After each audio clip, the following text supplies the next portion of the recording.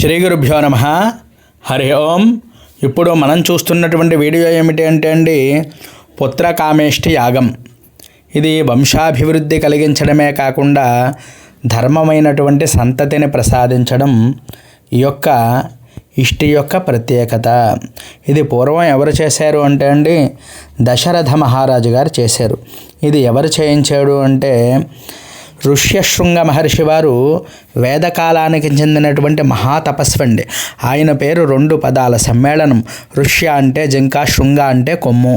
ఆయన తలపై జింక కొమ్ముల వలె ఆకృతి ఉండేది అని చెప్పి పురాణాలన్నీ కూడా వివరిస్తున్నాయి. అందుకే అద్భుతమైనటువంటి రామాయణ ప్రకారం అంగదేశరాజు అయినటువంటి రోమపాద రాజ్యంలో కరువు వచ్చి బ్రాహ్మణులు ఋష్యశృంగ మహర్షి కనుకను అక్కడ అడుగు పెడితే వర్షం కురుస్తుంది అని చెప్తారు. అప్పుడు రాజు చతురతతో ఆ ఋష్యశృంగుడిని అంగదేశానికి తీసుకువస్తారు.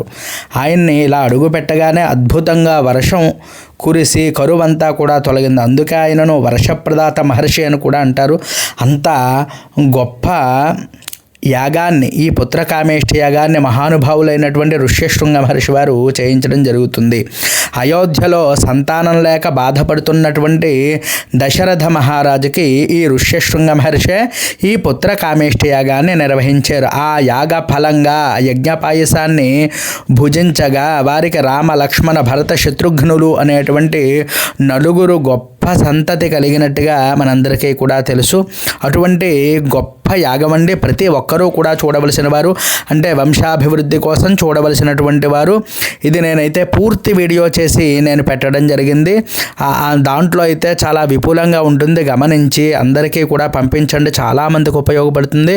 మనము కూడా ఖచ్చితంగా తెలుసుకోవలసినటువంటి యాగం. గమనించగలరు. ఇంకా ఎవరైనా మన ఛానల్ సబ్స్క్రైబ్ చేయకపోతే తప్పకుండా సబ్స్క్రైబ్ చేయండి. ఈ వీడియో మీకు నచ్చినట్లయితే లైక్ చేయండి, కామెంట్ చేయండి.